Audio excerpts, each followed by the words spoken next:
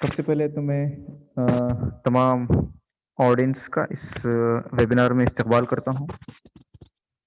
ये टीचिंग उर्दू का 15वां वेबिनार है। इससे पहले भी पैंडेमिक के दौरान कई वेबिनार्स अटेंड कराए गए हैं और जैसे कि ये बात बार-बार आती है कि टीचिंग उर्दू का जो काम है वो यही है कि ख़ास तौर से उर्दू दुनिया में, उर्दू पट्टी में, उर्दू असातिज़ा के सिलसिले में, उर्दू तलबा के लिए अ, मवाद फ़राहम करना, तालीम के हवाले से और तालीम के हवाले से जितने मसाइल हैं, उनको एड्रेस करते हुए। तो ये तो एक वर्कशॉप की शक्ल है जिसमें 2 सेशंस होंगे और 2 बहुत ही कद्दावर लोग हमारे सामने मौजूद हैं जो वबा की नफ्सियाती व समाजी असरात इस पर अपनी गुफ्तगू रखेंगे और इस बात की भी कोशिश की जाएगी कि ये प्रोग्राम वर्कशॉप की शक्ल इख्तियार करे और हमारे जो ऑडियंस हैं, उनको हम इस मौज़ू के सिलसिले में कुछ मवाद भी फ़राहम करें। हमारे सामने जो आज के स्पीकर हैं, मोहतरमा डॉक्टर इरफाना बेगम, जिन्होंने पीएचडी माइक्रोबायोलॉजी में पीएचडी किया है और विज्ञान प्रसार में एजुसैट के प्रोजेक्ट मैनेजर हैं और उर्दू का एक मैगज़ीन है तजस्सुस, जिसके वो एडिटर भी हैं। मैं पूरी टीचिंग उर्दू की तरफ से आपका इस्तकबाल करता हूँ कि आपने इस अहम मौज़ू के ऊपर अपनी गुफ्तगू रखने के लिए राज़ी भी हुए हैं आप और ये जो प्रोग्राम है इसकी रिकॉर्डिंग करके भी हम शेयर करेंगे इंशाअल्लाह। तो मैं तमाम हज़रात का इस अहम वर्कशॉप में इस्तकबाल करता हूँ। इससे पहले जो वर्कशॉप हुआ था उसमें भी ई-सर्टिफ़िकेट्स बाँटे गए थी। तो जैसे कि यहाँ पे लिखा गया है, तो इंशाअल्लाह हम लोग सेलेक्ट करके उनको ई-सर्टिफ़िकेट भी देंगे टीचिंग उर्दू की तरफ से। तो मैं पूरे तहे दिल के साथ इस्तकबाल करता हूँ डॉक्टर इरफाना बेगम का कि वो वबा की नफ्सियाती व समाजी असरात इस मौज़ू पर अपनी गुफ्तगू रखें। शुक्रिया।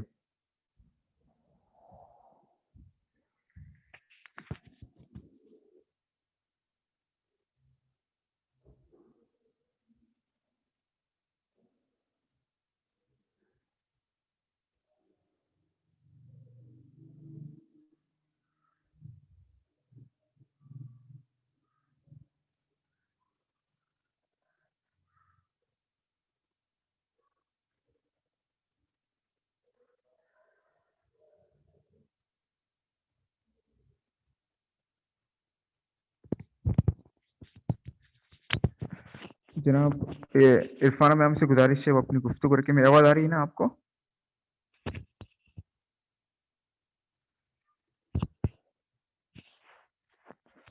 इरफाना मैम, आपको मेरी आवाज़ आ रही है? आप म्यूट पे हैं। बिल्कुल सदाकत साहब आपकी आवाज़ आ रही है, फरहान साहब आपकी आवाज़ आ रही है मैं मुझे। मैं जी, जी। एक बारी बस स्क्रीन शेयर कर लूँ, जी, जी, जी, क्योंकि जी। मुझे एक छोटा-सा प्रेज़ेंटेशन है, अगर वो नहीं होती 2 मिनट में तो मैं इमीडिएट अपनी इस स्क्रीन को मिनिमाइज़ करके आपको यही स्क्रीन दिखाई देगी जो आपके स्क्रीन पे आ रही है, बट मैं अपना प्रेज़ेंटेशन ऑन करके बात शुरू कर जी। दूँगी। ज़रूर, ज़रूर, ज़रूर।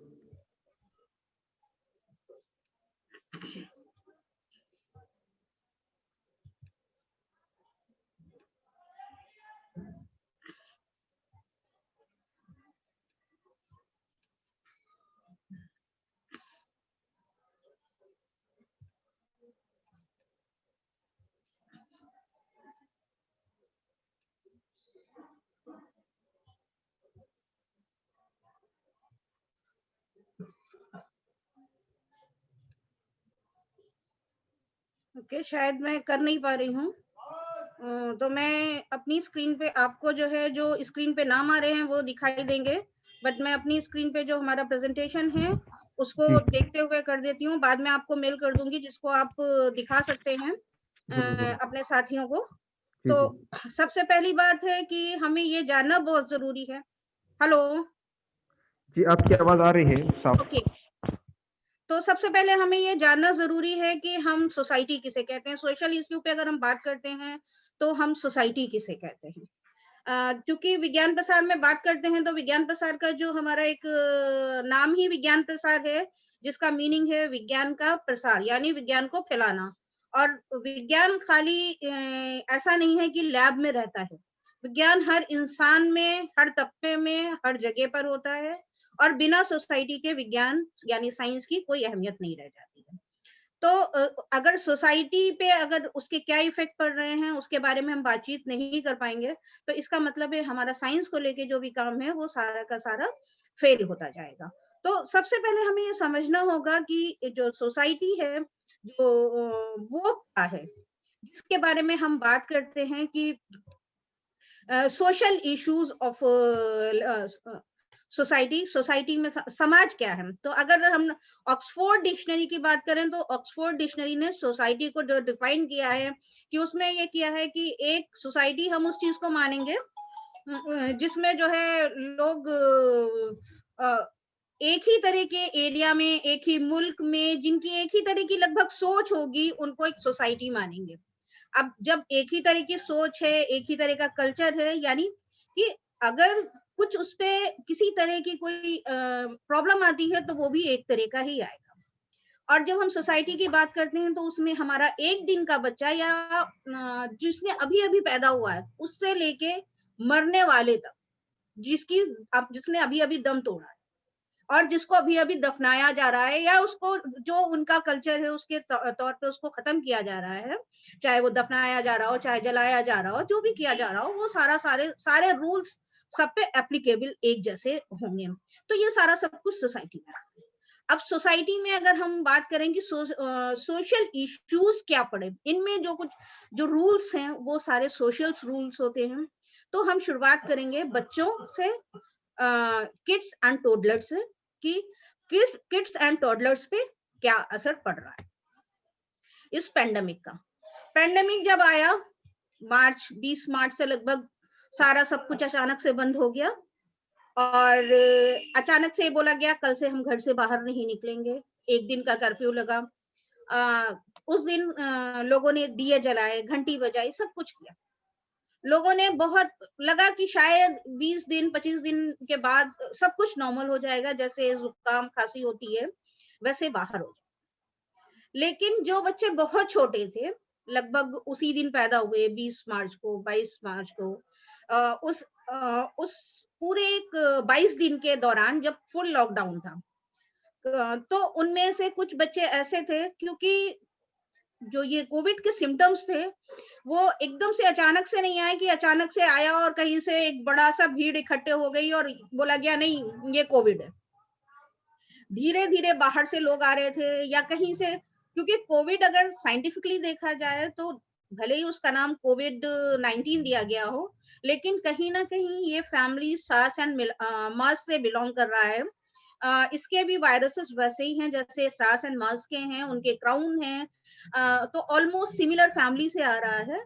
तो एक तरह से देखा जाए तो जुकाम की बहुत एक्सट्रीम जो है पावर लेके आया है लोगों को मारने के लिए। बस इसके पास एक खासियत क्या है कि ये पहले 6 दिन 7 दिन हमारी गट में इसके पास सर्वाइवल स्टेज बहुत अच्छी होती है कि ये पहले से अपना छोटा-छोटा घर बना लेता है, बहुत स्ट्रॉन्ग हो जाता है, तब हम पे अटैक करता है।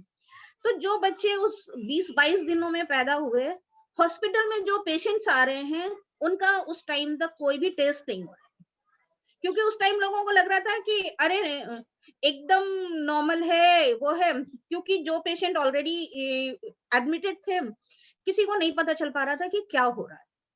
तो वो बच्चों बच्चों पे क्या असर पड़ा, उस टाइम पे मोर्टेलिटी रेट क्या हुई बच्चों की, अभी कोई डेटा अवेलेबल नहीं है। लेकिन फिर भी उन बच्चों पे कहीं न कहीं उनकी माँ को ज़ुकाम, खाँसी का बहुत इश्यू हुआ। अपने इंडियन कल्चर में इतना हेल्दी फूड दिया जाता है, उससे कई सारी माँओं को प्रॉब्लम नहीं हुई। लेकिन कहीं न कहीं उनको जो एक क्योंकि वैसे भी जो कोल्ड का सीज़न था, वो था, माँओं को उस चीज़ का देखना पड़ा। उस और ऊपर से उनका टेंशन इतना ज़्यादा बढ़ गया था कि हम इतने छोटे बच्चे को कैसे सँभालें, जो 21 दिन 22 दिन का बच्चा है। अब उसके बाद जो थोड़े बच्चे बड़े हुए जो लगभग 5 महीने 6 महीने के थे और 5 महीने 6 महीने के बच्चे लोगों को आइडेंटिफाई करने लगते हैं, रिकॉग्नाइज करने लगते हैं कि हाँ, और हल्का सा मतलब भले वो बोल ना सकते हो, एक्सप्रेशंस ना दे सकते हो, लेकिन वो आसपास कहीं ना कहीं रह के लोगों को रिकॉग्नाइज करना शुरू कर देते हैं। तो और फिर उसके बाद 5-6 महीने वो बच्चे एकदम घरों में बंद हो गए। तो यानी 1 साल, 1.5 साल बाद जब अचानक से उनको जो है सड़कों पे निकाला गया अनलॉक 1 के बाद, तो वो उन बच्चों के अंदर स्ट्रेंजर्स को लेके इतना फियर हो गया कि वो अपने पेरेंट्स के एकदम चिपके लगे। जिन लोगों को देख के वो उनकी तरफ लहक के बढ़ते थे, उन लोगों को वो उनके लिए स्ट्रेंजर्स हो गए थे। सड़कों पे जब उनको ले जाया जाता है वैक्सीनेशन के लिए, तो वो गाड़ियों के साउंड से घबराने लगे।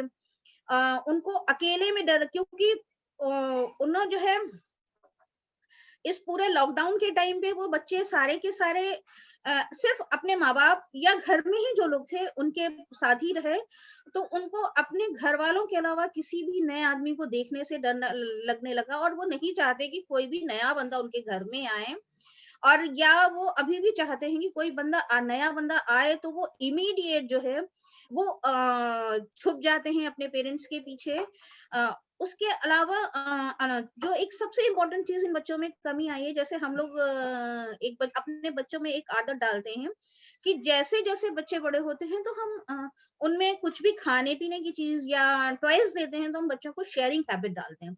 नहीं, आपका फ्रेंड है, शेयर कीजिए। क्योंकि लगभग 11 महीने से कुछ बच्चे चलना शुरू कर देते हैं, अपने टॉयज को छुपाना शुरू कर देते हैं या खाने की चीजें को, तो पेरेंट्स हैं कहीं पार्क ले जाते हैं या कुछ करते हैं, तो उन बच्चों में शेयरिंग हैबिट डालते हैं कि दूसरा बच्चा अगर दिख रहा है तो शेयर करो।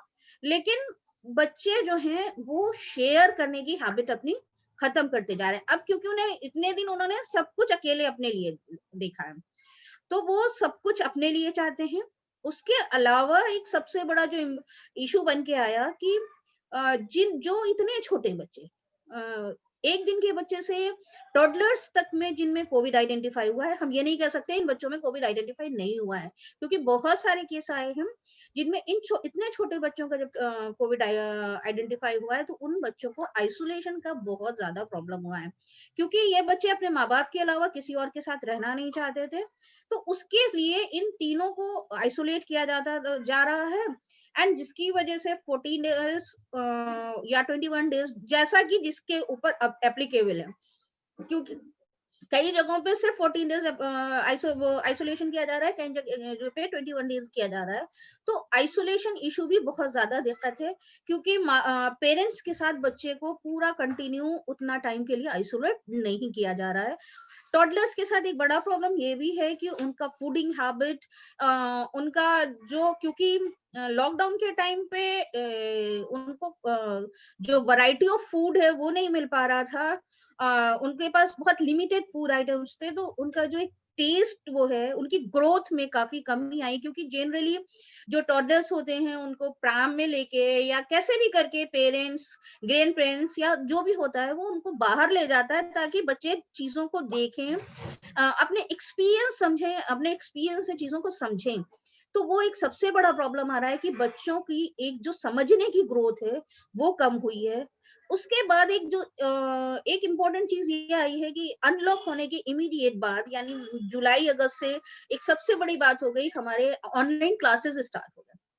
ऑनलाइन क्लासेस जो स्टार्ट हुए, तो हमारे इंडियन, अगर हम स्ट्रक्चर को देखें, तो इंडिया में हमारे 3 तरह की कैटेगरी के लोग हैं। एक अपर क्लास है, एक अपर मिडिल क्लास है, 4 तरह की कैटेगरी है। एक मिडिल क्लास है और एक लोअर क्लास है। अपर क्लास के लोगों के बच्चों के पास, आप उनके पास हर तरह के गैजेट है। अगर वो उनको फोन में क्लास करना है वो फोन से क्लास कर लेंगे, उनको लैपटॉप में क्लास करना है वो लैपटॉप में, इवन आईपैड, हर तरह के पास गैजेट है। ये गुड क्वालिटी है स्मार्टफोन, जिसमें वो अच्छी क्वालिटी का अपना प्रेजेंटेशन एंड सारा सब कुछ देख सकते हैं। लेकिन जो हमारा मिडिल क्लास है, मिडिल क्लास के बच्चों के पास स्मार्टफ़ोन है, जबकि लोअर क्लास का अगर देखा जाए तो पूरी फैमिली में शायद ही एक बंदे के पास स्मार्टफ़ोन होगा जो कि जब से अनलॉक शुरू हुआ है वो उसको लेके घर से निकल जाता है, तो बच्चे की पढ़ाई पे असर होता है। एंड जो बच्चे मिडिल क्लास और लोअर क्लास के भले नॉर्मल डेज़ में अपनी पढ़ाई में बहुत अच्छे रहे हों, इस दौरान जो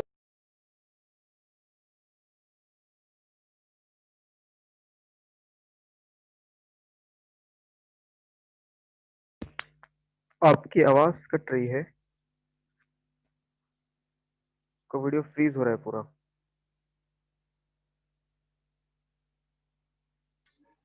हेलो। जी जी, बात बोलिए। हाँ। हाँ, तो जो अपर मिडिल क्लास के बच्चे हैं उनके पास चीजें हैं, वो उसका इस्तेमाल कर रहे हैं, उनके पेरेंट्स को कोई इशू नहीं है।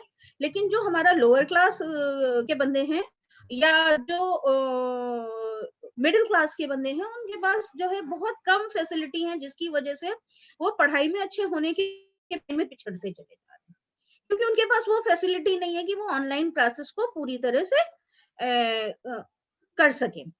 अब उसकी प्रॉब्लम क्या है, वो पढ़ाई में पिछड़ने से जैसे कि अभी इस बारी क्लास 10th का रिजल्ट आया, क्लास 12th का रिजल्ट, बोर्ड का रिजल्ट आया, तो जिन बच्चों को या नीट का रिजल्ट आया, तो जिन बच्चों को अपनी एक बहुत पॉसिबिलिटी दिख रही थी कि हम बहुत आगे जा सकते हैं, तो वो अपने शायद परसेंटेज देख के बहुत ज्यादा डिप्रेस हुए कि क्योंकि उनको एक एवरेज मार्क दे दिए गए कि नहीं, इस साल चूंकि पूरा पेपर नहीं हुआ तो एवरेज मार्क से दे दिया एंड परसेंटेज उसी बेस पे बनी। तो जो 99% पे आके मेरिट में बच्चा आ जाता था कि हाँ ठीक है, उसने पूरे स्टेट में या पूरी कंट्री में इतने मार्क किया है। अब 99 पे हर स्टेट में बच्चे आ रहे हैं क्योंकि एवरेज मार्किंग हुई है।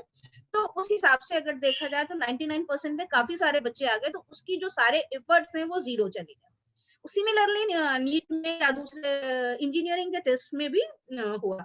तो बच्चों का एक मॉरल डाउन इस तरह से भी हुआ है। तो ये चिल्ड्रन पे जो है बहुत ज्यादा इफेक्ट पड़ रहा है उनके सोशल उस पे कि वो दूसरी बार बार हम बात करते हैं सोशल डिस्टेंसिंग की, लेकिन एक्चुअली अगर देखा जाए तो ये वर्ड हमारा सोशल डिस्टेंसिंग ना होके फिजिकल डिस्टेंसिंग होना चाहिए।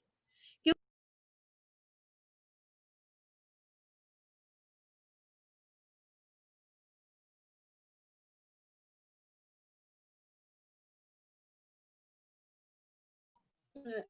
ये जो हम बात करते हैं कि वायरस है, ये हमारे छींकने से जो स्प्रे निकलता है उसके थ्रू लोगों तक पहुंचता है। तो अगर हम इसको सोशल डिस्टेंसिंग कहते हैं, तो हमें कहीं ना कहीं अपने बच्चों को सोशली कनेक्टेड रखने की भी बात सिखा रहे हैं, क्योंकि हम बात कर रहे हैं। हेलो। हेलो। आपका नेटवर्क का मसला है शायद, बीच में आपका वीडियो शायद फ्रीज हो रहा है। हाँ, बीच में कुछ हो जाता है, इसीलिए मैंने हाँ पूछा। हाँ। तो जैसे हम सोशल नेटवर्किंग की बात, सोशल डिस्टेंसिंग की बात करते हैं, तो सोशल डिस्टेंसिंग पता नहीं, मतलब मेरे हिसाब से शायद हमें बोलना चाहिए socially connected with physical distancing, क्योंकि हमें फिजिकली डिस्टेंस मेंटेन करना है, क्योंकि जब हम छींकते हैं तो अपना हाथ से हम अपना चेहरे को कवर करते हैं, चाहे पाम हो, चाहे हमारा जो है कोहनी हो, कोई भी जगह हो, अपने बॉडी ऑर्गन से या अपने रुमाल से। लेकिन सोशली हम एक दूसरे से कनेक्टेड रहना चाहिए। तो अब सोशली कनेक्टेड कैसे रहेंगे हम? तो हो सकता है कि once in a while, once in a day, once in a week हम अपने फ्रेंड से वीडियो कॉल कर सकते हैं, हम अपने रिलेटिव से बात कर सकते हैं, क्योंकि बच्चा घर में रह रहे काफी डिप्रेस हो गया है, बहुत परेशान हो चुका है। तो हम वीडियो कॉल करके बच्चों को आपस में कनेक्ट करा सकते हैं, उनके बात करा सकते हैं, ताकि बच्चे उस चीज को समझ सकें कि नहीं, वी आर हम हैं साथ में, ये कुछ दिन का प्रॉब्लम है, जैसे ही वैक्सीन बनेगी, इंजेक्शन तैयार होगा, मेडिसिन बनेगी, कुछ भी होगा, सब नॉर्मल हो जाएगा। क्योंकि हमें बच्चे को ये समझाना बहुत जरूरी है कि ये एक बीमारी है, क्योंकि बड़े भले समझ गए हों, लेकिन अभी भी जब हम कई लोगों से बात करते हैं, इवन जब विज्ञान प्रसार में हम कई बार बात करते हैं, तो कई लोगों का होता है ये वायरस वायरस कुछ नहीं, बीमारी कुछ नहीं है, ये सारा सब कुछ एक ऐसे ही कुछ है। तो असल में ऐसे ही कुछ नहीं है, वायरस है, माइक्रो ऑर्गेनिज्म जिंदा है, माइक्रो ऑर्गेनिज्म होते हैं और वो किसी भी तरह की बीमारी क्रिएट कर सकते हैं। और माइक्रो ऑर्गेनिज्म की सबसे बड़ी खासियत होती है कि वो अपने अंदर बदलाव लाते रहते हैं, अपने अंदर जो है वो बदलाव लाते रहते हैं ताकि वो लोगों को जो है वो इन्फेक्ट कर सके। जिस तरह से पहले के वक्त में मच्छरों को मारने के लिए खाली डीडीटी का इस्तेमाल हो जाता था तो मच्छर खत्म हो जाते थे, लेकिन आज डीडीटी उन्हीं मच्छरों पे असर नहीं करती है। तो क्योंकि मच्छरों के अंदर भी उसके खिलाफ लड़ने की एक ताकत पैदा हो गई है। सिमिलरली हमारे बॉडी में भी जो है या तो इस वायरस के खिलाफ लड़ने के लिए क्षमता कैपेबिलिटी डेवलप हो जाए या कोई वैक्सीन डेवलप हो जाए तो हम इस वायरस के अगेंस्ट लड़ सकते हैं। अदरवाइज क्योंकि अगर आप न्यूज सुन रहे होंगे तो कई सारी कंट्रीज हैं वहां पे दोबारा से लॉकडाउन लगा दिया गया है क्योंकि इसकी सेकेंड जो वेव है वो आ गई है जो इससे भी डेंजरस, जो पिछला वाला कोविड का वो था वेव थी उससे भी ज्यादा डेंजरस है। इसके बाद अगर हम बात करें, ये तो हमारी बात थी कि बच्चों में और टॉडलर में क्या बात कर रही है, तो टॉडलर और के बाद हम हमारे जो बच्चे वो आते हैं वो है यूथ की बात। यूथ हमारा ज्यादातर कॉलेज गोइंग था। कॉलेज गोइंग यूथ को अचानक से एक वो मिला कि नहीं अब आपको नहीं जाना कहीं घर से बाहर, क्योंकि मोस्ट ऑफ द टाइम अगर कॉलेज गोइंग यूथ को आप देखिए तो काफी सारे लड़के एंड लड़कियां अपना दिन में कम से कम 3 से 4 घंटा घर से बाहर निकालते हैं और कम से कम इतनी देर उनको बाहर निकलते हैं, सोशली वो लोगों से कनेक्ट होते हैं, नई चीजें सीखते हैं, उनको दुनिया में क्या हो रहा है उसके बारे में पता चलता है। क्योंकि अगर आज की डेट में हम टीवी की न्यूज पे डिपेंड रहे तो न्यूज चैनल हमको 50 मिल जाएंगे, अगर देखा जाए मोटा मोटी तो 10 चैनल बहुत ही फेमस चैनल होंगे, लेकिन सब में रिपीटेडली वही न्यूज आ रही है।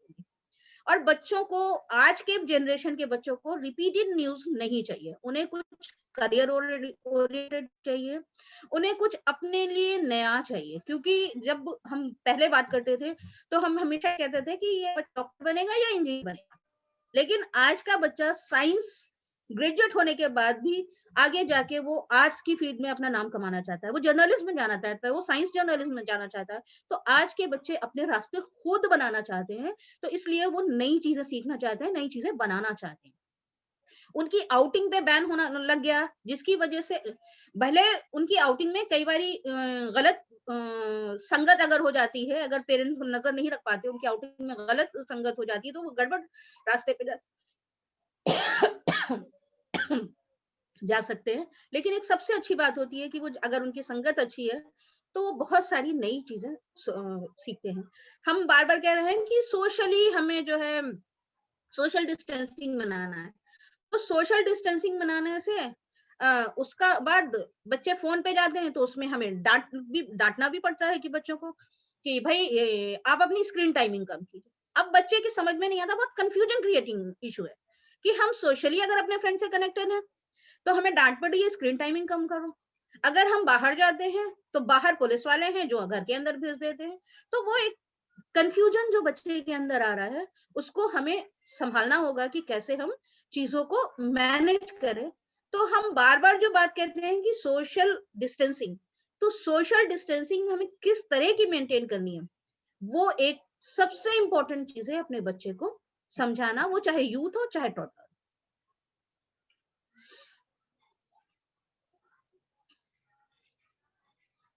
इसके बाद हम बात करते हैं ओल्डर की। जो हमारे ओल्डर पीपल हैं वो जो हैं वो डिजीज को लेके मोर सेंसिटिव है, क्योंकि ओल्ड एज में हमेशा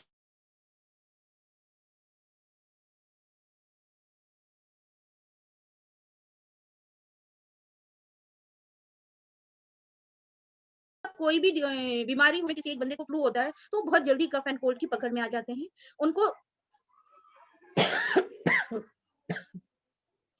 ज्वाइंट प्रॉब्लम ज्यादा होती है, उनको आप आइसोलेशन में भी नहीं रख सकते, क्योंकि अगर वो कंटिन्यू कहीं बैठे रहेंगे तो उनको ज्वाइंट में पेन होने लगेगा।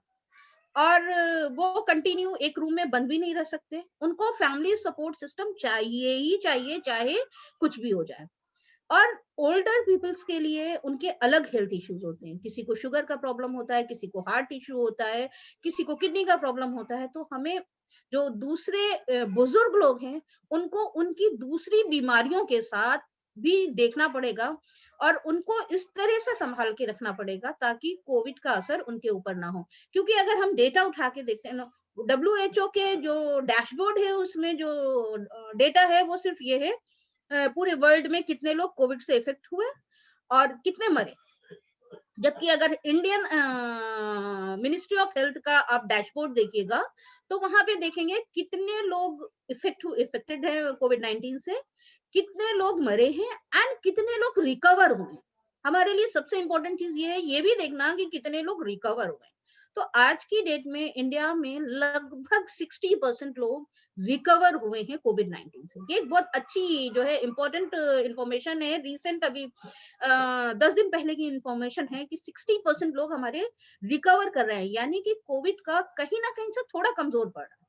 लेकिन वो कमजोर पड़ रहा है तो इसका मतलब ये नहीं है कि हम बाहर निकल के घूमना चालू कर दें बिना मास्क के। आप अगर मास्क की बात करते हैं हम, तो अगर आप खुद मार्केट में जाइएगा, आप जिन जिन जगहों पे बैठे हुए हैं, आप वहां बाहर जाके देखिए, लोग मास्क इस्तेमाल करते हैं। लेकिन किसी का मास्क चिन पे होता है, किसी का लेकिन किसी की नोज खुली होती है, किसी का मुंह खुला होता है। मास्क का मतलब है आपको नोज और माउथ, यानी जहां से आपके स्प्रे पार्टिकल निकल सकते हैं, उन दोनों चीजों को अच्छे से कवर करना, ताकि sorry, ये पार्टिकल आपके फैले नहीं, कि ये पार्टिकल उस जगह जो वायरस है वो उस जगह पे रहेगा और वो किसी हेल्दी को पर्सन को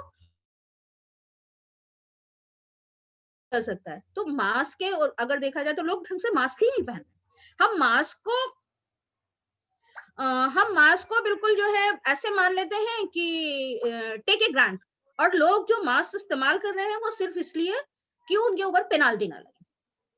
तो मास्क जो है, जो गवर्नमेंट ने पेनाल्टी इसलिए नहीं लगाई है कि वो 100 रुपए कमा के अपना जो है फाइनेंशियल सपोर्ट लेना, तो देखना पड़ेगा। सिमिलरली घर के जो हमारे बुजुर्ग हैं उनको देखना पड़ेगा हमें कि हम कैसे उनको संभाल के रख सकते हैं। क्योंकि जो हेल्थ जो बुजुर्ग हमारे हैं, जो रिस्पिरेटरी इशू से वो,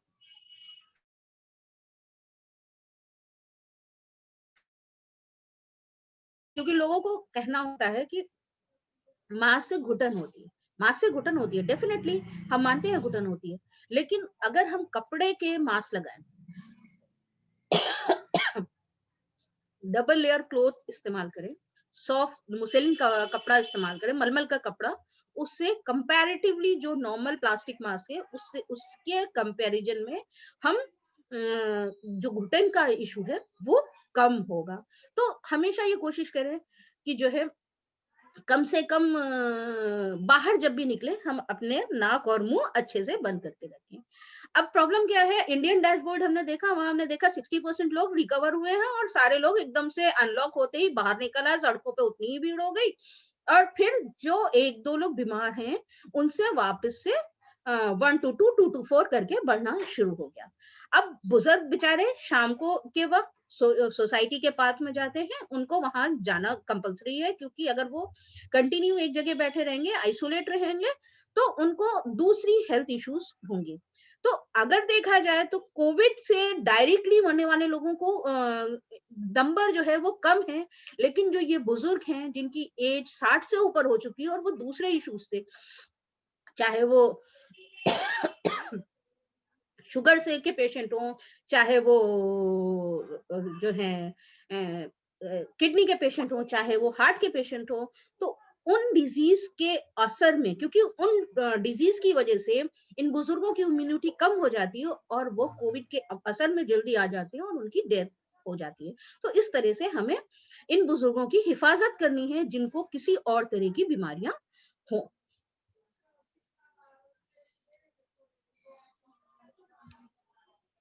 इसके बाद हमारे आते हैं माइग्रेंट्स जो हैं, उन पे क्या असर पड़ा। अगर आप देखिए तो जो माइग्रेंट्स हैं, जो दिल्ली, कलकत्ता, मुंबई, चेन्नई में जो काम कमा रहे हैं, अर्न कर रहे हैं, छोटे-छोटे गाँवों के, बेसिकली वो वहाँ पे भले ही किन हालात में रह रहे हो, छोटी-छोटी झुग्गियों में रह रहे हो, लेकिन अपने घर वो अच्छा पैसा भेज रहे थे। उनको पास वो अपने घर वालों के लिए हीरो थे कि वो कमा के भेज रहा है, जिसकी वजह से गाँव में उनका एक स्टैंडर्ड मेंटेन है। गाँव में उनकी फूड, ब्रेड एंड बटर चल रहा है। लेकिन जैसे ही लॉकडाउन लगा, ये लोग मजबूर हो गए, क्योंकि इनके पास end of the month lockdown लगा। इनके पास वहां रहने के लिए, मकान मालिकों को देने के लिए, जो क्योंकि किसी भी शहर में झुग्गियां भी हैं, तो वहां पे पैसा, झुग्गियों का भी किराया है, कोई जगह फ्री नहीं है, तो वो देने के लिए इनके पास पैसा नहीं। और लगभग 22 दिन का फर्स्ट उसमें जो है लॉकडाउन लगा, तो पहले ही लॉकडाउन में 22 दिन तक अगर इनके पास काम नहीं है, तो ये मकान मालिकों को क्या देंगे? क्योंकि किसी भी मकान मालिक ने किराया माफ नहीं किया है, भले ही गवर्नमेंट की तरफ से ऑर्डर आए थे, किसी भी मकान मालिक ने किराया माफ नहीं किया है। तो इन लोगों के पास सिवाय उन बड़े शहरों को छोड़ के वापस घर आने के कोई रास्ता नहीं था। अब इन लोगों के पास घर आने का रास्ता नहीं था, क्योंकि लॉकडाउन था, सारी सरकारी व्यवस्थाएं बंद थी, रेल बंद थी, जहाज बंद था। जहाज तो बेचारों के लिए बहुत मुश्किल था, लेकिन बसें, ऑटो, साइकिल, सब छोड़ छाड़ के ये लोग पैदल ही अपने अपने घरों पे चले गए। और जब ये पहुंचे, तो इनको ऐसे क्वारंटीन होम में रखा गया। कितनी सारी न्यूज आपने सुनी होगी कि क्वारंटाइन सेंटर में सांप आ गया, उसने बंदे को काट लिया, बंदा मर गया, या टॉयलेट्स में क्वारंटीन कर दिया गया, या लोगों को तो मतलब कितना बहुत ज्यादा तकलीफदेह माहौल का सामना करना पड़ा। तो कहीं ना कहीं जो ये सोशल इशू है, ये 14 दिन तक लोग ये सोच के गए थे कि हम अपने घर जाएंगे, हमें वार्म वेलकम मिलेगा, हम अपने घर वालों के लिए हीरो हैं, वहां यहाँ से अर्न करके भेजते हैं। उन्हीं घर वालों ने इनको अपने घरों में एंटर करने से मना कर दिया। यानी ये सोशली जो है डिस्कार्ड हो गए, इनको भगा दिया गया अपने घरों में कि नहीं, 14 दिन जो सरकारी शेल्टर होम है वहां रहो, फिर हमारे घर आना। उसमें से कितने लोग ऐसे थे जो अलग अलग तरीके की चीजों से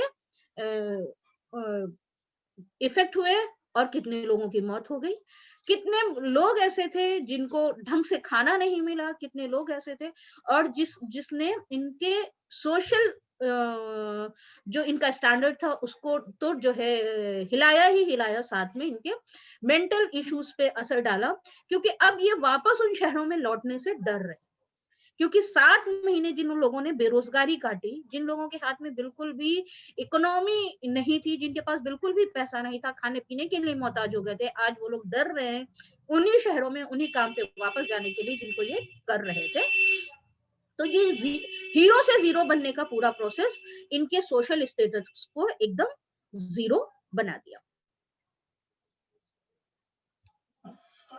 उसके बाद हम बात करें इफेक्ट ऑन डेली वर्कर्स। क्योंकि जब जो लोग थे ये चले गए, तो कुछ लोग जिस स्टेट के होते हैं, जिस सिटी के होते हैं, वहीं पे डेली वर्कर का काम करने लगते हैं।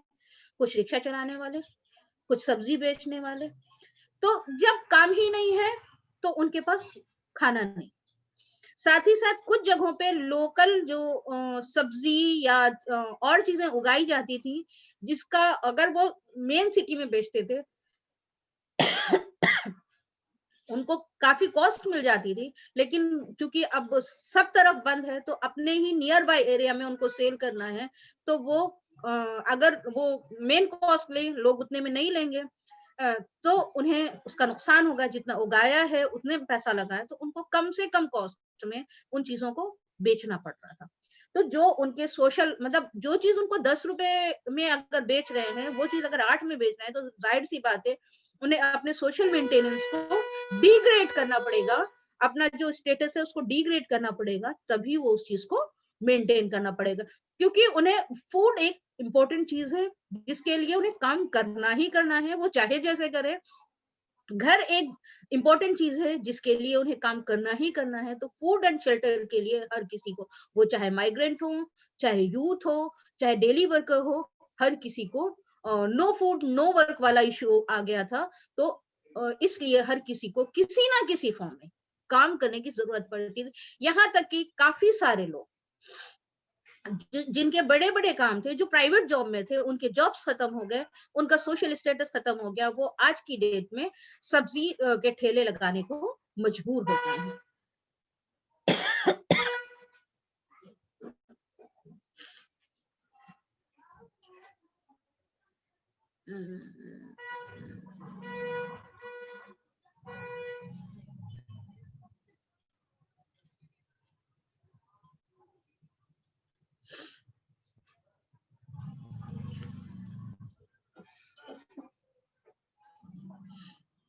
इसके बाद हम बात करें वुमेन्स की, तो वुमेन्स की अगर हम बात करते हैं तो वुमेन्स के लिए एक नहीं बहुत सारे इश्यूज हैं कि वुमेन्स के लिए अगर हम देखें इस पूरे उसमें, तो सिर्फ एक इशू नहीं है कि वुमेन को घर में रहना है, क्योंकि अगर देखा जाए तो बहुत सारी महिलाएं, बहुत सारी औरतें घर और बाहर दोनों मैनेज करती हैं अलग अलग तरीके से। ज्यादातर औरतें डे वर्क 9 to 5 की जॉब कर रही हैं। आज की डेट में मेट्रोपॉलिटन में मैक्सिमम जो लेडीज हैं वो जॉब कर रही हैं। तो अब क्या है, सबसे पहला उनको जो फेस करना पड़ रहा है इकोनॉमिक इश्यूज, क्योंकि काफी सारी जो लेडीज हैं वो उसमें प्राइवेट सेक्टर में काम कर रही हैं। अब प्राइवेट सेक्टर में काम कर रही हैं तो डेफिनेटली उन्हें जॉब के लिए अपने पैसे की जो है वो होगा, उनका जो स्ट्रेस लेवल है वो इतना बढ़ गया है क्योंकि ज्यादातर कंपनीज ने वर्क फ्रॉम होम कर दिया। अब क्या हुआ, अभी तक हम क्या करते थे, वर्क फ्रॉम होम से पहले हम work for home up to 9 and then after 7 और 8 इवनिंग, लेकिन अब work from home and work for home दोनों एक साथ चल रहा है, क्योंकि हर लड़की का घर के मेल मेंबर भी घर से काम कर रहे हैं एंड फीमेल भी काम कर रही है।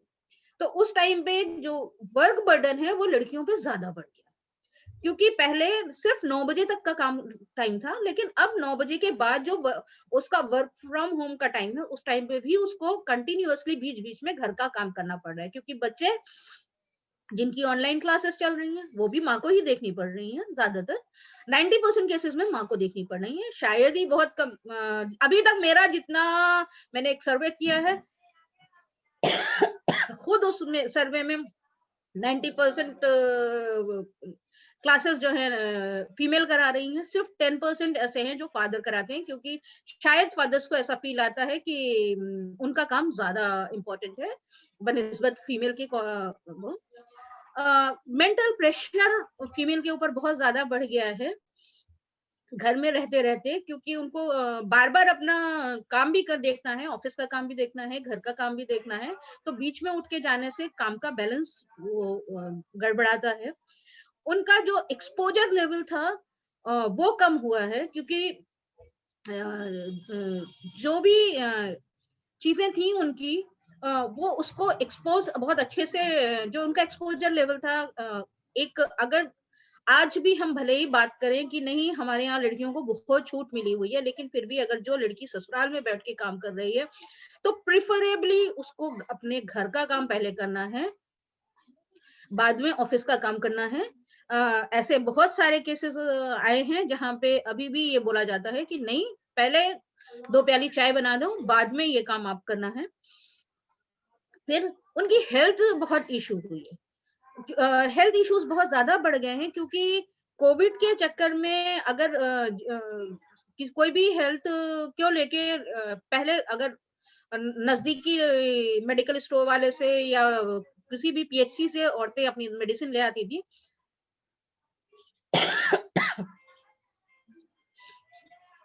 अब जब से ये हुआ है तो अब पीएचसी जाना भी बंद हो गया है, तो उनका हेल्थ बहुत इशू हुआ है।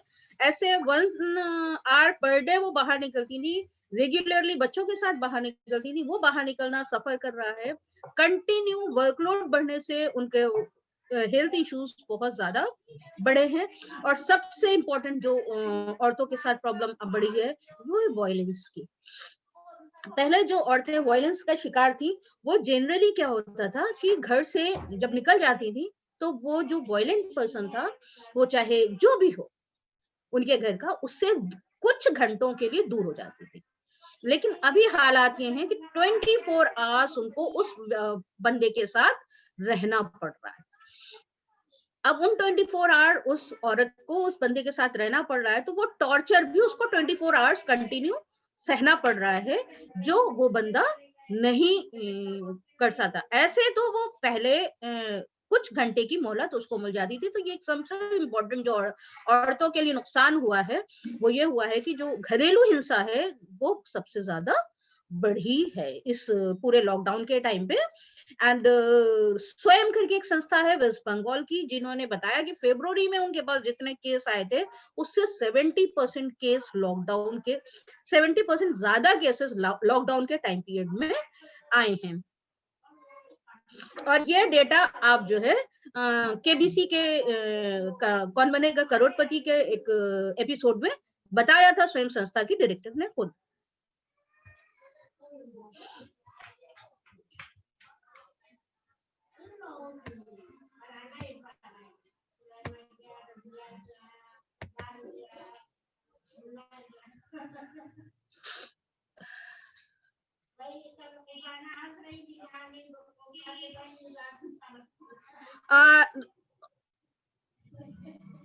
मैं 2 मिनट का ब्रेक ले रही हूँ, प्लीज 2 मिनट का ब्रेक ले रही हूँ।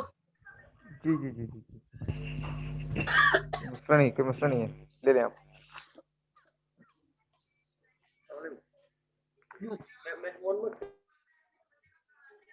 जी आप ब्रेक लें, 2 मिनट का, कोई मसला नहीं है।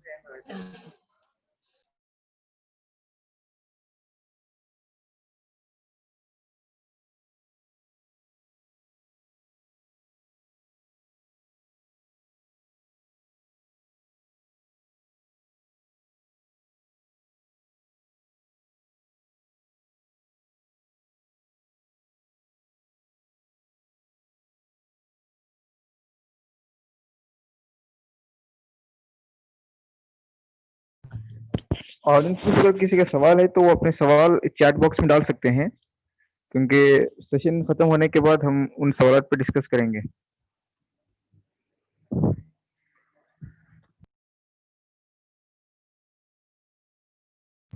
अभी तक जितनी गुफ्तगू हुई है, उस गुफ्तगू के तनाजुर में आप लोगों के जहन में अगर कुछ सवाल है तो आप कर सकते हैं। हेलो जी जी, बात कीजिए आप। तो जी कंटिन्यू कर रहे हैं। जी जी हाँ, तो अब इसके बाद हमारी जो बात होती है वो ये है कि जो स्पेशल पीपल हैं, उन पे क्या असर पड़ा है इस पूरे लॉकडाउन का। तो अगर स्पेशल पीपल दो तरह के हैं, एक फिजिकली इस जो है डिसेबल्ड है, एक मेंटली डिसेबल्ड है।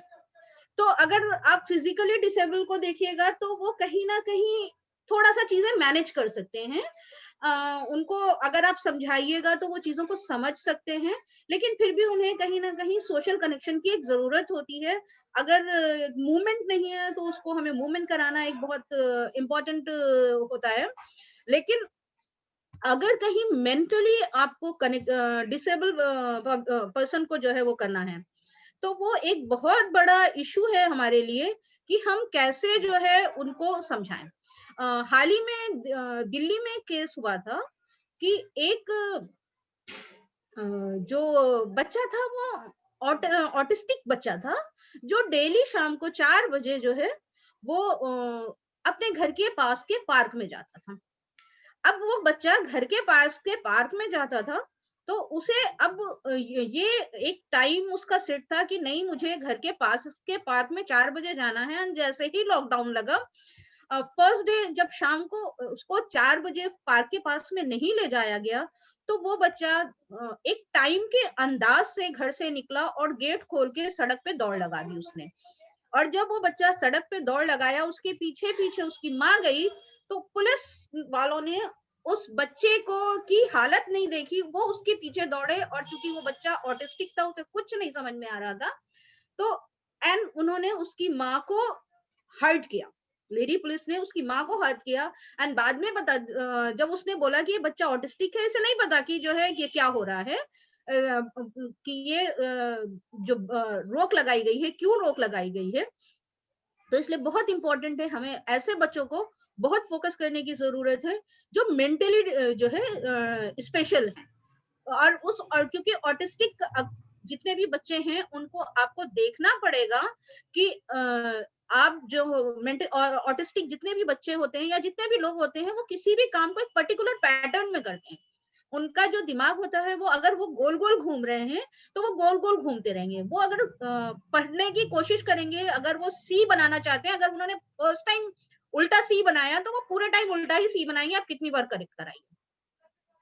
तो उन बच्चों को, इस तरह के जो बच्चे थे उनको बहुत ज्यादा जो है दिक्कत हुई संभालने में कि नहीं आपको बाहर नहीं जाना है। तो एक प्लान जो था होना चाहिए वो प्लान ना होने की वजह से बच्चों को, ऑटिस्टिक लोगों को सोशल बहुत ज्यादा सफर करना पड़ा इस पूरे लॉकडाउन के पीरियड में। इसके बाद हम बात करें अगर, तो सबसे बड़ी बात होती है स्पोर्ट्स एंड स्पोर्ट्स पर्सन की। तो स्पोर्ट्स की अगर हम बात करें तो चारों तरफ अगर देखा जाए तो स्पोर्ट्स तो जो है बहुत सारे हो रहे हैं, उसके लिए अलग अलग बहुत सारे टेक्निक्स वो की गई हैं। लेकिन जो स्पोर्ट पर्सन हैं, जो ए टाइप की टीम्स होती हैं, उनको कहीं ना कुछ गेम खेलने के बेनिफिट्स मिलते हैं, फाइनेंशियल सपोर्ट मिलता है। उस फाइनेंशियल सपोर्ट को ना मिलने की का वजह से, क्योंकि जब वो ए टीम्स या जो जूनियर प्लेयर होते हैं जो सीखते हैं, उनकी जो ग्राउंड्स की तैयारी करते हैं, जो वो सपोर्टिंग टीम होती है, उनको फाइनेंशियल सपोर्ट मिलता है। तो जब ग्राउंड ही नहीं तैयार हो रहा है तो उनको फाइनेंशियल सपोर्ट नहीं मिल रहा है, उसकी वजह से वो सारे लोग फाइनेंशियली काफी कमजोर हुए, जिसने उनके सोशल स्टेटस को बहुत ज्यादा असर डाला। तो इस तरह से देखा जाए तो जो एक लॉकडाउन था, जो ये पैंडेमिक है, इसने सोशल लेवल पे हर लोगों पर असर डाला।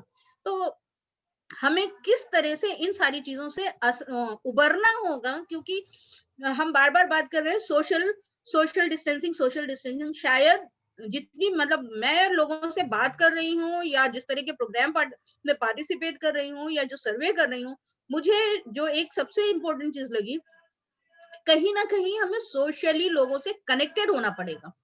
हमें लोगों को, चाहे हम फोन करके लोगों से कनेक्टेड रहें, चाहे हम वीडियो कॉन्फ्रेंसिंग करके लोगों से कनेक्ट रहें, लोगों की प्रॉब्लम समझें, सुने और अपने एक्सपीरियंस शेयर करें।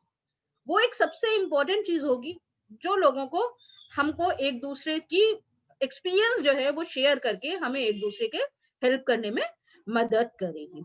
तो शुक्रिया, ये हमारा छोटा सा प्रेजेंटेशन था। कोई सवाल है तो आप सवाल हमसे कर सकते हैं।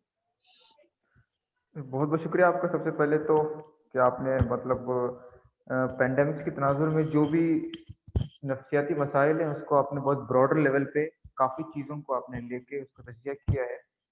मैं हमारे जो ऑडियंस है उनसे गुजारिश करता हूँ कि अगर आपके इस गुफ्तगू के तनाजुर में अगर कोई भी सवाल है तो आप सवाल चैट बॉक्स में डाल सकते हैं या तो डायरेक्टली पूछ सकते हैं।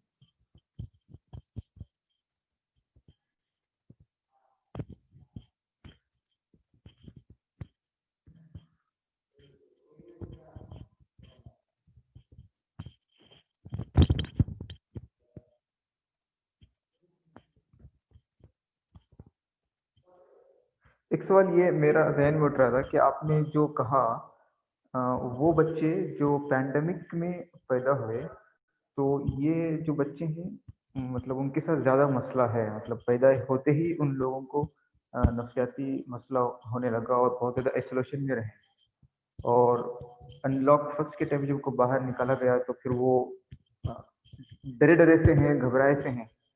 तो मतलब इनके ऐसे इब्तदाई दौर में अ, अगर इस तरह का मसला अगर किसी बच्चे के साथ होता है तो फिर वो कब तक रहेगा? ये असर, डर का असर, सेपरेशन का असर, आइसोलेशन का वाला मसला उसकी ज़िंदगी में कब तक उसे असरअंदाज करेगा या कब खत्म हो जाएगा? आपकी आवाज़ नहीं आ रही है, आपकी आवाज़ नहीं आ रही है। म्यूट पे हैं आप। हाँ, सॉरी, मैंने ये नहीं कहा कि जो पैदा हुए हैं जो पैदा हुए हैं उनमें सर्दी जुकाम के सिम्टम्स होने की पॉसिबिलिटी ज्यादा है, प्लस उस टाइम पे अगर उस हॉस्पिटल में जहां वो बच्चा पैदा हुआ है वो कोविड के पेशेंट है, तो उनको संभालना बहुत इंपॉर्टेंट है। बट जो 6 महीने 7 महीने के बच्चे थे उनमें एक डर बड़ा है, तो अगर वो रेगुलरली बाहर निकलना शुरू करेंगे हालात नॉर्मल होने के साथ, विद मास्क प्रोटेक्शन, तो ग्लव्स प्रोटेक्शन, तो वो धीरे धीरे चीजों को समझना शुरू करेंगे। आप उनको चीजों को रिकग्नाइज कराएंगे, तो जितनी जल्दी रिकग्नाइज कराना शुरू करेंगे उतनी हिसाब से। अगर आप बच्चे को, अगर बच्चा पहले दिन डरा और आपने 3 दिन उसको फिर अंदर कर दिया कि नहीं नहीं ठीक है वो डर रहा है, नहीं आगे नहीं ले जाना, तो वो बच्चा फिर उसको टाइम लगेगा। लेकिन अगर वो बच्चा उस चीज से डर रहा है तो उसको आप रिकग्नाइज कराइए, नहीं एक गाड़ी निकली उसके सामने से और वो डर के आपकी चिपक गया हॉर्न सुन के, तो आप उसको रिकॉग्नाइज कराइए, नहीं ये कार है, या जो भी आप उसको समझाते हैं कि, क्योंकि 10-11 साल का बच्चा जो है वो टॉय कार से खेलने शुरू कर देता है, तो उसको आप जो भी अपनी लैंग्वेज में उसको बोलते हैं उसको वो बताइए कि उसकी ये गाड़ी है एंड ये उसका हॉर्न बजा है, तो इसमें डरने की कोई बात नहीं है। तो वो एक बार 2 बार सुनेगा, देन वो हॉर्न उसके लिए फेमिलियर हो जाएगा। लिफ्ट से आप ऊपर नीचे कराते हैं बच्चे को, तो लिफ्ट में घुसते ही बच्चा डर जाता है, तो आप 1-2 बार उसको करके दिखाइए, नहीं कोई इशू नहीं है। या बहुत तेज साउंड से डर जाता है, क्योंकि 6 महीने करीब बच्चे ने कुछ नहीं सुना होता है, बहुत हल्का घर के अंदर का जो माहौल होता है वही देखा है।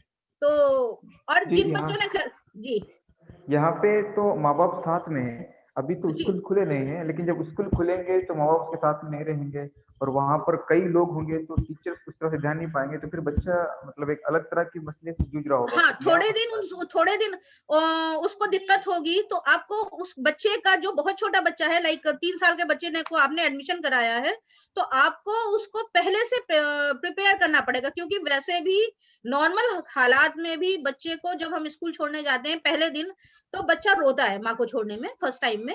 तो हमें 3 दिन 4 दिन पहले से उसको कि हम स्कूल जाएंगे, 2 घंटे रुकेंगे वहां, मम्मा नहीं मिलेगी, पापा नहीं मिलेंगे, बच्चे को टीचर मिलेगी, फ्रेंड्स मिलेंगे, हम लोग मिलके खेलेंगे, खाएंगे, इस तरह से कुछ कुछ पढ़ाई करेंगे, कुछ कुछ चीजें बच्चे को बताना पड़ेगा, ताकि वो वहां जाके एकदम से मतलब बच्चे को, और साथ में कुछ दिन से 15 मतलब ऐसे शुरू करे 15 मिनट 20 मिनट माँ बच्चे की तरफ बिल्कुल कोई अटेंशन ना दे, फिर थोड़ा और टाइम बढ़ाते बढ़ाते बढ़ाते, मतलब जितना टाइम उसका स्कूल का है कम से कम इतना टाइम मार्जिन थोड़ा कोशिश करें, थोड़ा कम रखें।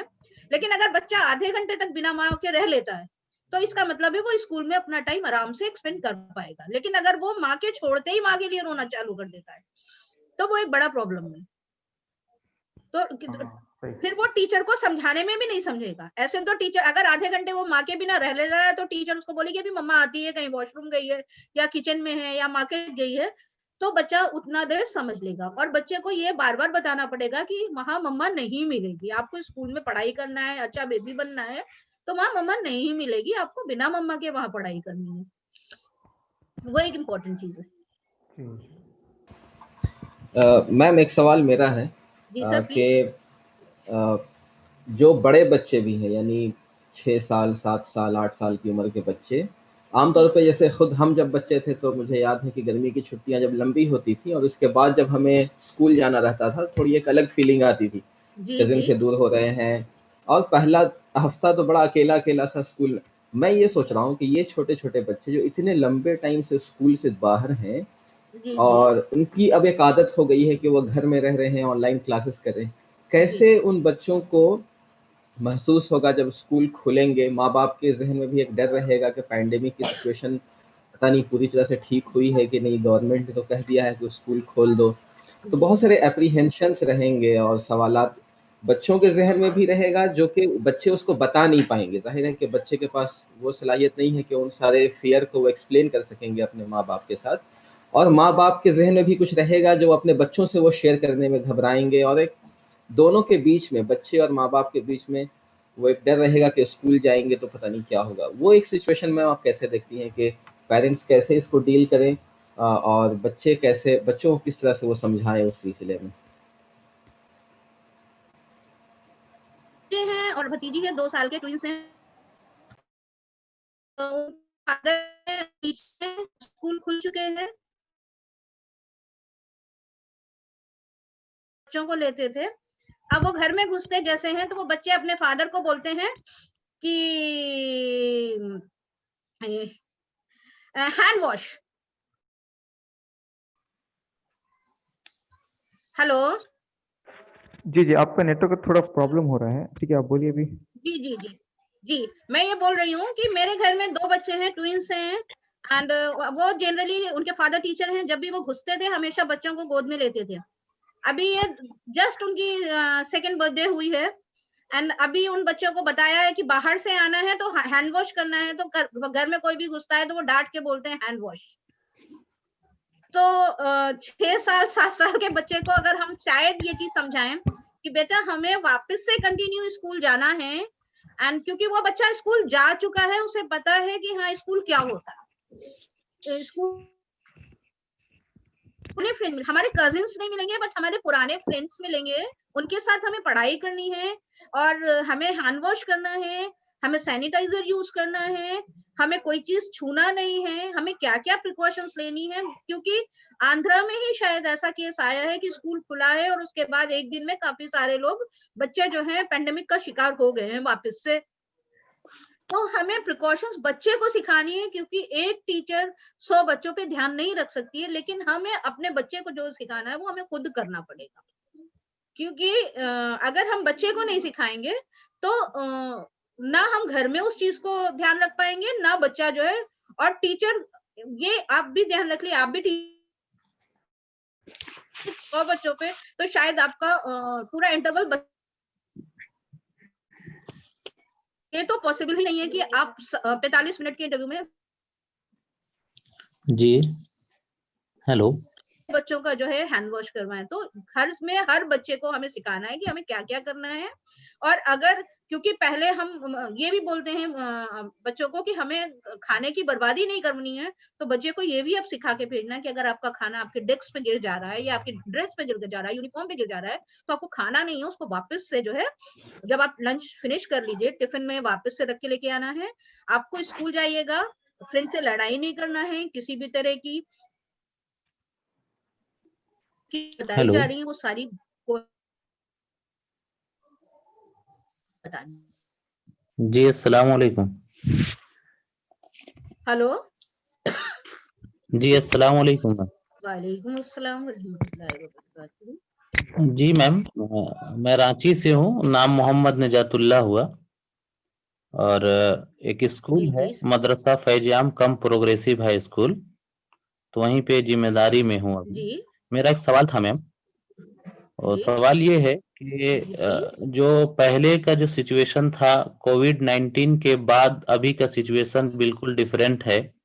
डिफरेंट इस बिना पे है कि जो है बच्चे पहले जो है अपने रिलेटिव्स के यहाँ जो है कुछ वक्त जब उनके पास रहता था तो जाते थे अपने गार्जियन के साथ, या फिर जी बच्चे फ्रेंड के साथ मिलते थे, कुछ जो है खेल कूद करते थे बच्चे।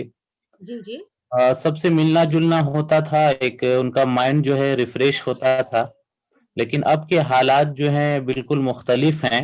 जी जी अभी मैंने जो है बहुत सारे बच्चों से बात किया, जी इस इन हालात में बहुत सारे बच्चों का जो है मन जो है पहले के जैसा जो है, उनका ज़हन जो है पूरी तरीके से चिड़चिड़ाहट का जो ये मामला है, और चिड़चिड़ाहटपन जो है उनके अंदर बहुत जल्दी से आ जा रहा है। जी जी अब ऐसे हालात में जब जो स्कूल्स खोलने का अभी तक कोई गाइडलाइन जो है अभी तक नहीं आया है स्टेट गवर्नमेंट की तरफ से, जी जी जब आ जाएंगे तो ऐसी उम्मीद है, और ये भी चीजें हैं कि बेसिक्स जो चीजें हैं, बुनियादी जो चीजें हैं उसको बच्चे भूलते जा रहे हैं, जी जी और उनके अंदर जो है चिड़चिड़ाहटपन जो है वो तेजी के साथ उभर रहा है। जी तो ऐसे हालात में जब बच्चे जो है स्कूल से जुड़ते हैं जी या एजुकेशन से जुड़ते हैं, तो उनको नॉर्मल सिचुएशन में हम कैसे बच्चे को ला सकते हैं ताकि उनको अच्छे से जो है एजुकेट किया जाए, उनको तालीम दी जाए। शुक्रिया निजातुल्लाह साहब। जी ये वैसे तो अगले हफ्ते हम साइकोलॉजिकल इफेक्ट पे बात करेंगे, लेकिन फिर भी जो जैसे कि आपने बात किया कि बच्चों में चिड़चिड़ाहट बहुत बढ़ रही है और वो अपनी बेसिक तालीम से दूर होते जा रहे हैं। तो जी कुछ खेल ऐसे होते हैं जिनमें अगर बच्चे वहां आपके मदरसे में ही रह रहे हैं तो आप उनके बीच में कुछ खेल ऐसे करा सकते हैं जिनमें उनको किसी भी चीज को एक दूसरे को पास ऑन नहीं करना, लेकिन वैसे अपनी जगह पे बैठ के खेल सकते हैं। जैसे आपको शायद अगर आपने खेला हो तो याद होगा कि नेम प्लेस थिंग्स करके हम लोग खेलते थे, नाम, जगह जी का जी नाम और चीज का नाम। तो जी उसमें जी कोई भी एक अल्फाबेट दे दिया, उससे हमने करके लिखाया, या हम अंत्याक्षरी खेलते थे, उसमें इंग्लिश वर्ड, अगर आपके यहाँ इंग्लिश पढ़ाई जा रही है तो इंग्लिश का एक वर्ड बोलना है जिसकी सही स्पेलिंग बोलनी है और लास्ट अल्फाबेट अगले को पास ऑन होता था। तो उससे जो उनकी इंग्लिश अल्फाबेट है, इंग्लिश वोकेबुलरी है, वो बढ़ेगी। नेम प्लेस से उनके जो जगहों के नाम है, जो चीजों के नाम है, उनको कैसे उर्दू आप लिखा रहे हैं, हिंदी लिखा रहे हैं, तो उनकी स्पेलिंग्स है, वो सारा वोकेबुलरी, उनकी वर्ड पावर है, वो उनकी उस तरह से बढ़ेगी, जिसमें उनको किसी चीज को पास नहीं करना। जी जी सिर्फ एक ही जगह पे बैठ के एक सर्कल में बैठ गए, कोई भी एक वर्ड दे दिया गया, उससे उनको पास करते करते तो चीजों को, और जब वो खेलेंगे तो नेक्स्ट डे अगले को जीतने का, नेक्स्ट डे अगले को जीतने का एक वो चाहिए होगा। तो शायद मुझे लगता है कि बच्चे खेल खेल में ज्यादा सीख लेते हैं बनिस्बत जो है एकदम किताबों को सिखाने के लिए। और मैं कोशिश ये करूंगी आने वाले वक्त में, अगर पॉसिबल हुआ तो मैं विज्ञान प्रसार से अ, और टीच इन इंडिया फाउंडेशन की तरफ से एक ज्वाइंट प्रोग्राम कर दूंगी कि हम खेल खेल में साइंस कैसे सिखा सकते हैं बच्चों को। तो एक बार अगर होगा तो हम अभी तो नहीं, लेकिन हाँ दिसंबर या जनवरी में एक टीचर्स ट्रेनिंग प्रोग्राम कर सकते हैं कि ताकि टीचर्स अपने बच्चों को कैसे सिखाएंगे वो उस पर कर सकते हैं, क्योंकि हमें उस सारी चीजों के लिए मटेरियल वगैरह भी देना पड़ेगा टीचर्स को, तभी हम वो प्रोग्राम कर पाएंगे। और कोई सवाल?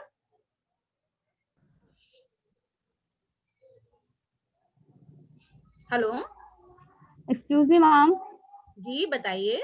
अस्सलाम वालेकुम। वालेकुम अस्सलाम। मैम मेरा ये सवाल था, मैम हमारा ये सवाल था कि हम गुज़िश्ता सालों से बहुत मुख्तलिफ तरह के वायरस के बारे में सुनते आ रहे हैं, जैसे rubella virus, Zika virus, Nipah virus वगैरह।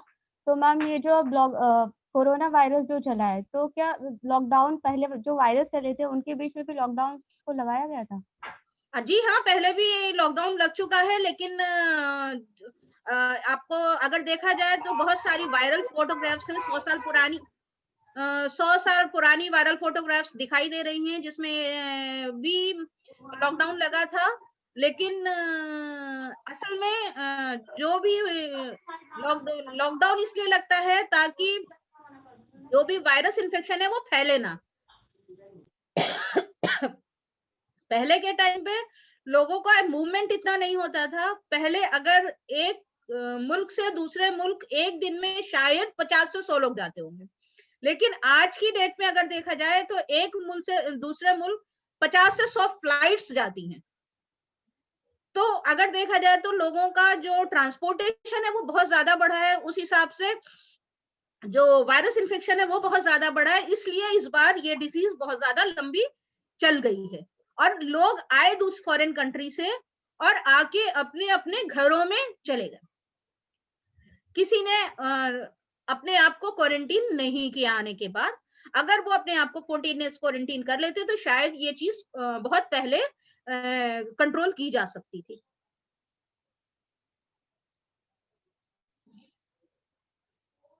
हेलो जी, आपकी पूरी आवाज सुनाई दी। अगर किसी को सवाल करना है तो करें, हमारे पास सना जी आप सेटिस्फाई हैं?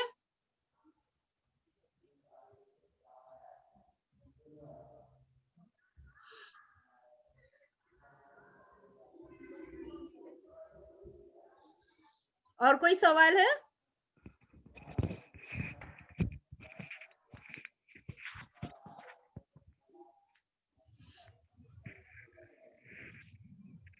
हेलो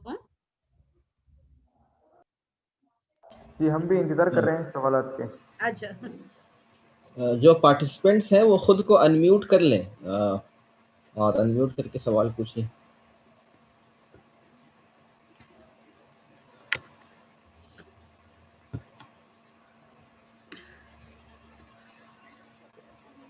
जी, सवाल कीजिए। अस्सलाम वालेकुम। वालेकुम अस्सलाम। मैम ये वायरसेस के कैरेक्टरिस्टिक में एक सेंटेंस है कि जब तक वो कोई दूसरे ऑर्गेनिज्म में जब तक वो ट्रांसफर नहीं होता तब तक एलाइव कंडीशन में नहीं रहता, यानी कि जब तक वो होस्ट में एंटर नहीं होता तब तक वो मतलब एक्टिव केस में नहीं रहता, एक्टिव नहीं रहता। जब वो दूसरे ऑर्गेनिज्म में जब एंटर हो जाता तो तब वो एक्टिव पोजीशन में आ जाता।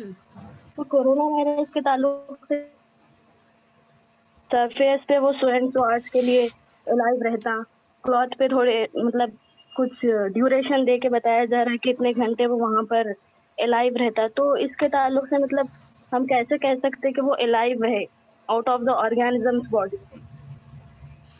देखिए, जो कोरोना वायरस के ताल्लुक से बहुत सारे उसमें बताया जा रहा है कि कितना कुछ घंटे रहता है, किसी में कुछ घंटे, कुछ तो फेक न्यूज़ेस हैं। कोरोना कोई भी वायरस है, जब तक उसकी फेवरेबल कंडीशन नहीं मिलेगी वो एक्टिव मोड में नहीं आता है।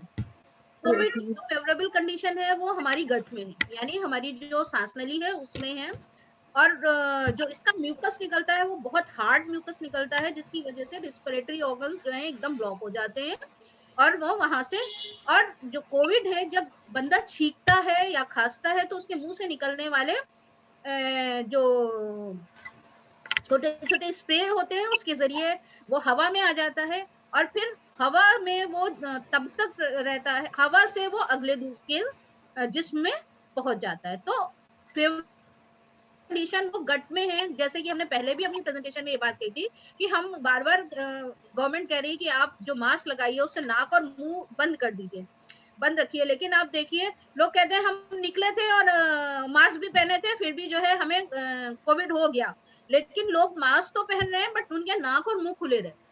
लोगों के चिन में मास्क रखा होता है, मुंह पे मास्क रखा होता है, ये मास्क पहनने का सही तरीका नहीं है, जिसकी वजह से कोविड स्प्रे कर रहा है। अगर आप मास्क अच्छे से पहन रहे हो तो कोविड स्प्रेड करने में एक बहुत इंपॉर्टेंट रोल प्ले करेगा, कि जो है मास्क और जो नाक और आपका मुंह बंद है। और दूसरी चीज, जो लोग हैं वो दो तरह के मास्क यूज कर रहे हैं, एक वन टाइम यूज मास्क है, एक मल्टीपल टाइम यूज मास्क है। आप अगर देखिए जो वन टाइम यूज मास्क है पूरा मार्केट में, पूरा मार्केट इन द सेंस पूरा इन्वायरमेंट में पोल्यूशन क्रिएट करता जा रहा है। तो जो मास्क में जिन लोगों ने स्प्रे किया है, स्नीज किया है, उसमें जो कोविड का वायरस है वो उन मास्क में है, और वो पूरे इन्वायरमेंट को पोल्यूट कर रहा है। हवा चल रही है, हवा के जरिए वो फैल रहा है, तो हवा में छोटे छोटे जो माइक्रो और वो है धूल के कण हैं, उनमें बैठ के ये दूसरे के बॉडी में पहुंच जाता है। तो और अभी जैसे रिसेंट एक रिसर्च आई है कि अंधेरे में और नम जगहों में जो कोविड का वायरस है वो ज्यादा लंबे टाइम तक जिंदा रह सकता है, उसकी फेवरेबल कंडीशन जो है ज्यादा है अंधेरा और नम एरिया। तो अब जैसे ठंड आ रही है, सूरज देर से निकलेगा, जल्दी डूबेगा, तो वो उसके लिए और फेवरेबल कंडीशन है। तो जो 8 घंटे का टाइम पीरियड उसके लिए बोला जाता था कि 8 घंटे में अगर उसको फेवरेबल कंडीशन नहीं मरी तो वो खत्म हो जाएगा, क्रिस्टल फॉर्म में आ जाएगा, तो अब शायद वो उसका टाइम पीरियड और बढ़ जाए।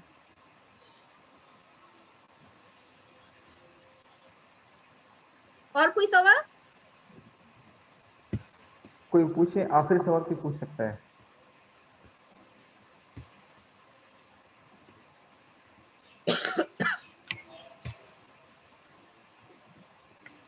हमारे पास अभी 5 मिनट बचे हैं।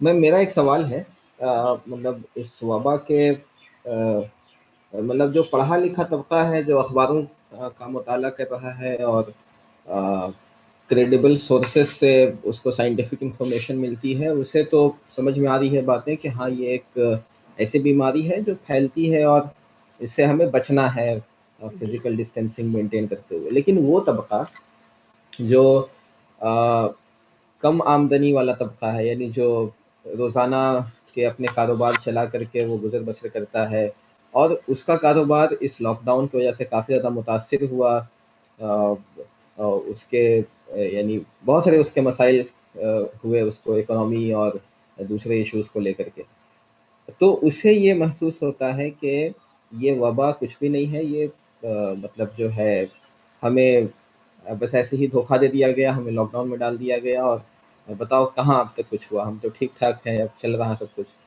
तो ऐसी जो चीज़ें होती हैं, ऐसी बातचीत जो होती है, तो उन मतलब इसको आप कैसे देखती हैं? कैसे उनको कन्विंस किया जा सकता है?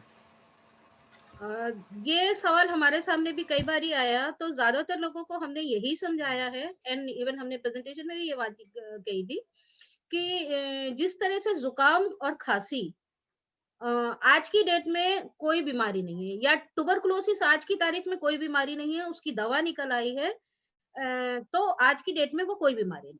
लेकिन एक वक़्त था जब एक दिन में ट्यूबरकुलोसिस से मरने वालों की तादाद कम से कम 1000 हो जाती। तो उसी तरह से आज की तारीख में और जो लोग कमज़ोर होते हैं फिजिकली, जैसे कि हमने बात की बुजुर्गों को साथ में कोई ना कोई बीमारी होती है, छोटे बच्चों की जिनकी इम्यूनिटी कमजोर होती है, तो अगर उन लोगों को ये लग जाता है तो वो लोग बहुत जल्दी शिकार हो जाते हैं। उसी तरह से फ्लू के जो लोग शिकार जिनको जल्दी हो जाता है, अस्थमा जिनको है, उन लोगों के लिए, क्योंकि अस्थमा के पेशेंट का जो लंग है वो कफ से काफी भरा होता है, उन लोगों को इसका असर बहुत जल्दी हो जाता है। तो अगर इस तरह के बीमार लोगों को इसका असर बहुत जल्दी होगा, तो जिन लोग, ये भी एक बीमारी जुकाम और खांसी की तरह की है। ठीक है, जैसे कि हमें किसी ने ये बोला कि बीमारी से डरते हो, अल्लाह से नहीं डरते, तो अल्लाह से डरते हैं। अल्लाह ने मौत सबकी लिखी है, लेकिन अल्लाह ने बीमारी भी बनाई है। उनको ये भी समझाना पड़ेगा कि जिस तरह से अल्लाह ने मौत बनाई है, उस तरह अल्लाह ने बीमारी भी बनाई है। तो हमें बीमारी से बचने के लिए भी कहा गया है। और अगर क्योंकि हमें दोनों तरीके से लोगों को सेटिस्फाई करना पड़ेगा, उनके मजहबी सोच के हिसाब से और उनको उनके इकोनॉमिकल सोच के हिसाब से कि नहीं, बीमारी भी है, और मजहबी सोच के हिसाब से कि हदीस में भी आया है कि अगर कहीं पे वबा हो और आप वहां जा रहे हो तो मत जाइए, और अगर आप वबा में फंसे हो तो वहां से मत जाइए, आप वबा वाले ही जगह में रहिए। तो ये हदीस जो लोग कहते हैं उनको बताइए, और जो लोग ये कहते हैं नहीं ये कोई बीमारी नहीं है, हमें जबरदस्ती फंसाया गया है, तो उनको ये बताना पड़ेगा कि नहीं, जबरदस्ती नहीं फंसाया गया, ये भी एक बीमारी है, अभी इसकी दवा नहीं निकली है। कई लोगों को हल्का असर होता है, जिनको और कोई बीमारी नहीं होती है, वो लोग बच के ठीक हो जाते हैं, लेकिन जिनको और कोई बीमारी होती है, जिनकी इम्यूनिटी कमजोर होती है, वो लोग इस बीमारी में फंस के मौत का शिकार हो जाते हैं। जी मैम, शुक्रिया मैम। शुक्रिया।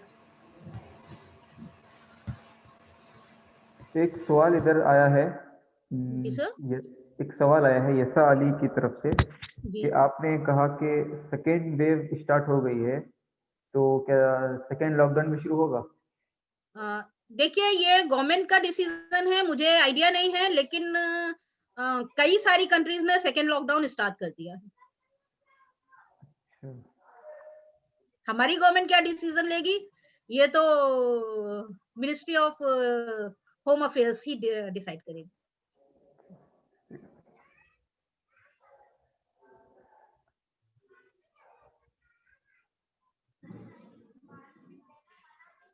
तो वक्त तो हो गया है 11:30। जी। तो हम इख्तिताम पे हैं अभी।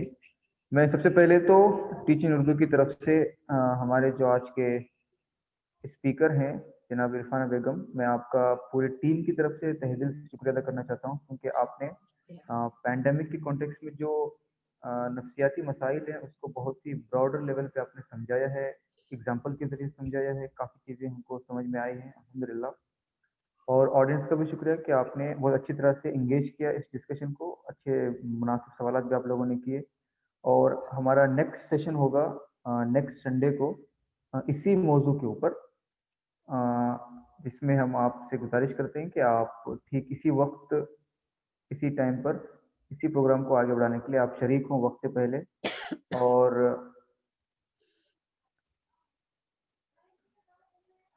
तो इसी के साथ हम सलमान, उस प्रोग्राम में के स्पीकर कौन है और उसका टॉपिक साइकोलॉजिकल इम्पैक्ट रहेगा, थोड़ा वो बता दें। जी। नेक्स्ट जो